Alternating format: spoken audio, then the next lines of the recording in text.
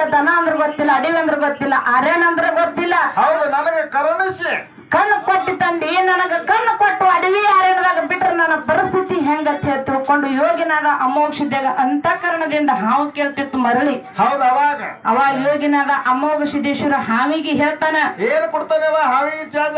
ಕರುಣಿಸಿ ನಿನಗ ಕಣ್ಣು ಕೊಟ್ಟು ಅಡವಿ ಅರೇನದಾಗ ಬಿಡಂಗಿಲ್ಲ, ಹಿಂಗೆ ಬಿಡುದಿಲ್ಲ, ನಿನಗೊಂದು ನಾಮ ಕೊಡ್ತೀನಿ, ಒಂದು ಸೆಜ ಕೊಡ್ತೀನಿ ಅಂತ ಹೇಳ್ದ.